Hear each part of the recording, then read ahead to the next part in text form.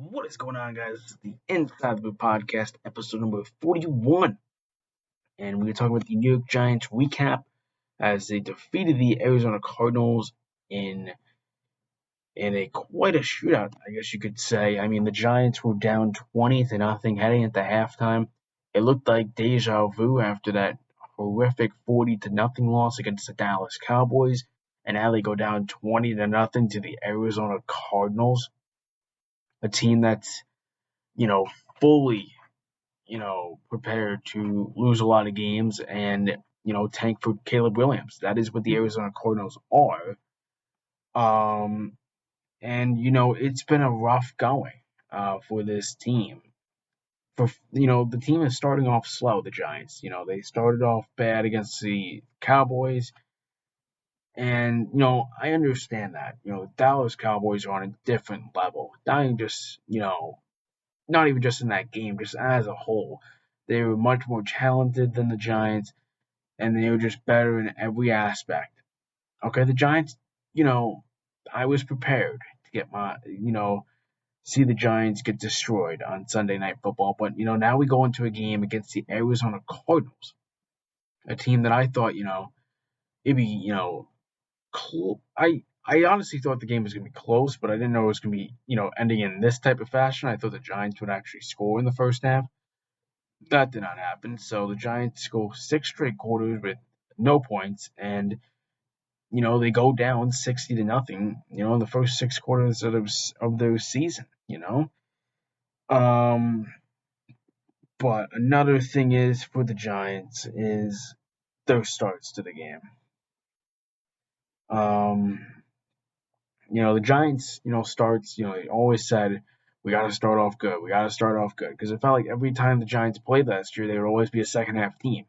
And that's kind of the same thing this year. They're not a good first half team, and that's gotta change right now. Okay, I'll start off the rust. Okay, we're going into week 3, heading into a game against the 49ers, which could get ugly. Which could most definitely get ugly if you don't start off strong. If you don't, hit someone hard or make a big play early, you could be getting destroyed as well by the 49ers. And this is a team, if you go down 20 nothing, it's not going to be a cakewalk like it is against the Arizona Cardinals. Right. The Arizona Cardinals are a bad football team and you made them look good. That is just the result. Am I happy about the win? Of course I'm happy about the win, but it's a stressful, gritty win. And I don't want every single game to be like that. I don't want it to be one-score victories where we're winning off game-winning field goals every single game. I don't want that. I want to win comfortably. But, another thing is, in fact, in this century, the Giants were 0-50 in games they trailed at least 21 points in the second half. So that's cool. They are 1-50. So that's good to see. Also, the Giants are the first team to allow 54 unanswered points to start an NFL season since the 1989 Steelers. Now let's get into the bad. Okay, let's get into the bad first. Joshua Dobbs. Okay, Joshua Dobbs, a QB that is not good. And you guys made him look really good. I mean, that touchdown, that rushing touchdown. I mean, I don't know how he gets in there. First of all, McKinney did a decent job, but I think it was McFadden who missed the tackle. Or it was somebody missed that tackle. That's got to be a tackle, and they missed a lot of tackles in this game. Their tackling has not been good, and also the run defense has been horrific. I mean, James Conner running all over you. James Conner's decent. He's no, Tony Pollard or CMC or any of the other good running backs are going to be playing this year. And you let James Conner run over you. In fact, he was running over people that was hard to tackle. And yeah, but another thing is Joshua Dobbs was just slinging the football, all over you. I mean, that first half was so bad to watch. I was like, are we gonna, witness another Dallas Cowboy deja vu game where the Giants just don't show up at all? It was really worrying, and I know, you know, everybody was frustrated. As fans, we don't expect the Giants to play like that. With all the I'm gonna keep saying it, with all the offseason hype the Giants got, it's not a great look, right? But another thing is, you know, the Giants. Another bad thing is that the Giants aren't getting to the quarterback. No sacks at all. Okay, they couldn't get to Joshua Dobbs. Kayvon Thibodeau can't get to the QB. Williams couldn't get to the QB. Aziz was injured with that hamstring. Um, I think Lawrence had a few good plays, but you know, it needs to be better. They got to get to the QB, and they're playing a good team next week. And if you struggle against the Cardinals, you're going to struggle against the Niners. Or when you play Philly, you're going to struggle against Philly, right? Offense was brutal again. Tons of 3-and-outs, bad throws by Daniel Jones in the first half of that game. Um, and they just nothing.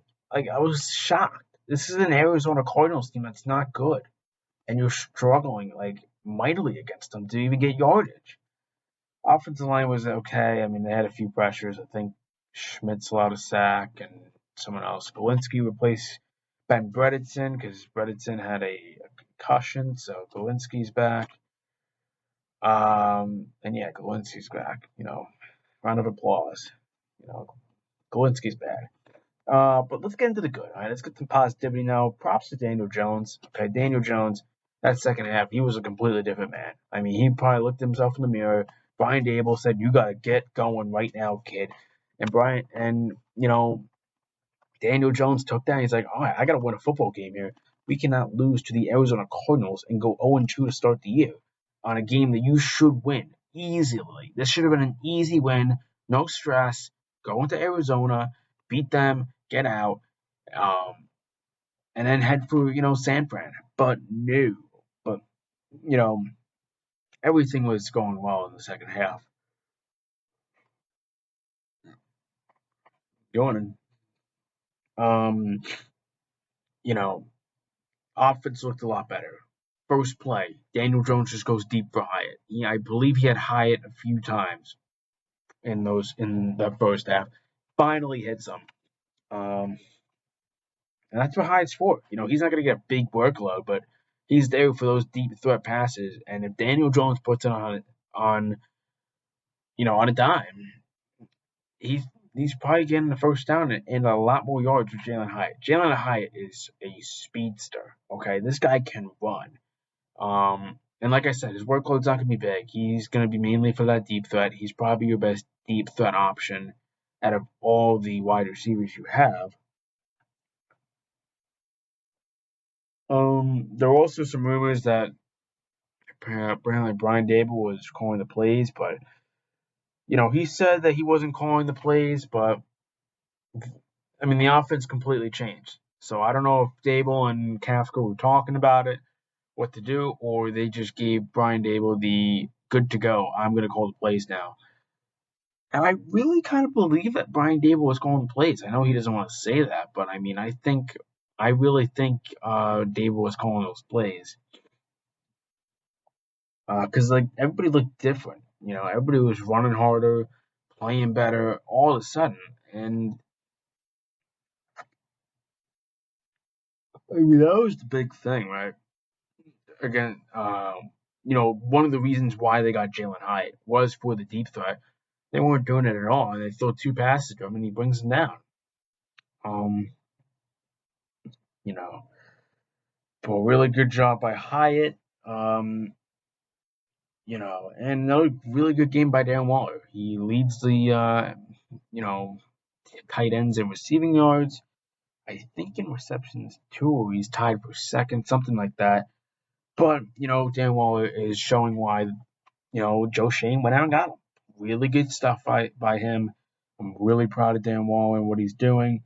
And just got to keep staying healthy for Dan Waller because that hamstring has been always something. It's revolving him in his Raiders career and a little bit of the Giants, but no Andrew Thomas this game. But I don't think the offensive line was horrific. Um, a lot less percentage on dropbacks. I think it was around the 20s for pressures for dropbacks. Not as bad as Dallas is like 60%. Um, and yeah, we touched on Glowinski a bit. Daniel Jones, his second half stats were outstanding. 17 for 21, 259 yards, and 2 touchdowns. And he also rushed for a touchdown and rushed for 58 yards. That is the Daniel Jones I need to see consistently. Him running a ton and him throwing the ball to the open receivers. That's what I like to see out of Daniel Jones. That's the guy. That's the guy that you paid $40 million. Do I love the contract? No, but we're going to have to live with it for the next 4 years. Okay? Touched on that. I think more of the good is just actually winning the game. I know that's not something I really have in my notes, but they won the game. All right, it was a gritty win. They got it done, and those type of wins, those type of teams that you play, take care of business. Don't make it like those games that it is like, oh, we're gonna let the Arizona Cardinals be good today, and let's keep them in this game. No, you should have blown them out of the water, but you didn't, and you're gonna have to learn from that.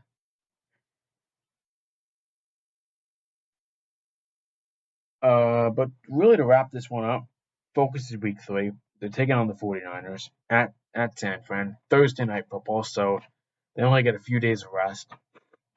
And, I've been saying this all the time. If they play like how they did these first 2 weeks, San Fran's going to run it all over them.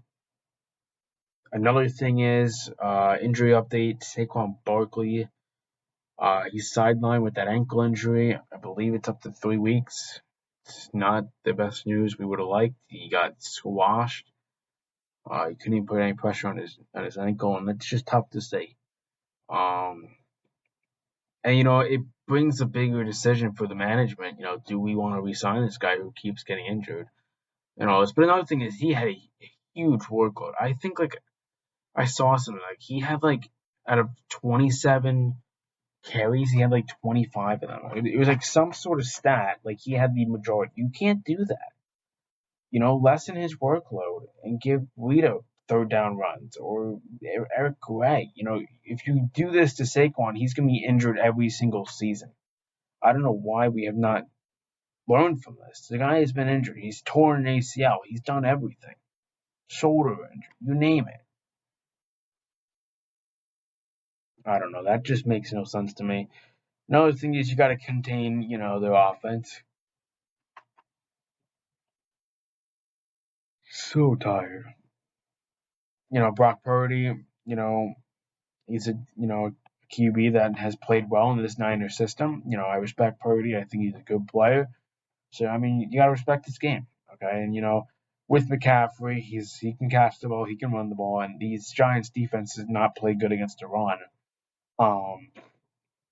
And you brought in guys, Roche and Ashawn Robinson, Leonard Williams, Dexter Lawrence, Aziz, Seth Thibbs, all these guys that should be destroying the run. I mean, it's been a tough look for the defense. We did have a question. We did have some questions, so let's get to that. First question it is, what do you think about this defense? I understand they were better in the second half and made crucial stops, but they flat out got exposed in the first half to Joshua Dobbs. Do you think Wink Martindale has to get fired for being a bad defensive coordinator? I think so. That's what that question was from one of our subscribers. With the defense, it has not been good. But I mean, how do I really explain this? The defense has been good. I think everybody knows that. It's been horrendous. Let up 40 points the first game, they let up 28 the next game against an Arizona Cardinals team that probably should have put up no more than 14. Do I think it's all on Wink Martindale? I think maybe some of it is, but I mean, they did miss a ton of tackles. Do I think he's going to get fired? I think that's a bit of a stretch. I mean, if you're going to get a coach fired, you got to find someone else who has the right job, the right fit and all of that. So I mean, I don't see, I don't really see Wink Martindale getting fired. I know I've heard that a lot recently about him getting fired potentially, but Dallas is better than you. Dallas and the Eagles are just better than you. They're going to destroy you. Okay, that's just that because they're just more talented. Okay, so you can't really blame Wink Martindale for that. His talent you know, isn't what it is yet. The Giants still have work to do. It's not like this rebuild is just done. We're all in. We're going to use draft capital to get really good players. I don't see the Giants doing that. They need to look at themselves in the mirror, see themselves, and say that we are a good team, but we are not on Dallas and Eagles 49ers level. Okay, those three are the top dogs in the NFC. I don't think the Vikings or the Saints, I don't think any of those teams. It's the Niners, the Eagles, and the Cowboys. Best teams in the NFC. Nobody else compares to them. Not even close. Okay. Um, let's see another question we have. I know I had a few of them.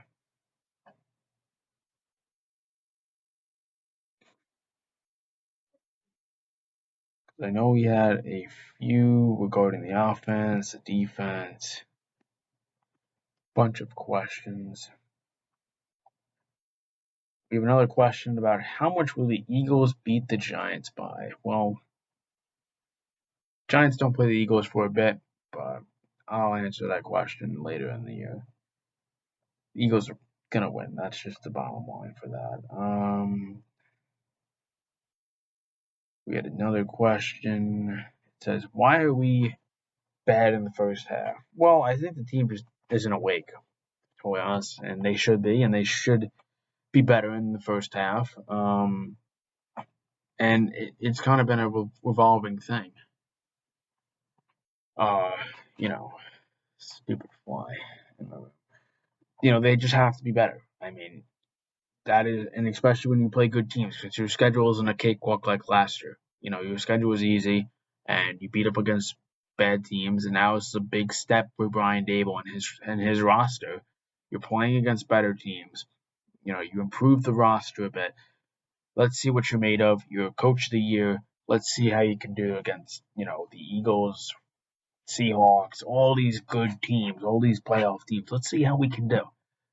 But this video has been a good one for the recap. I try to make these things not too long.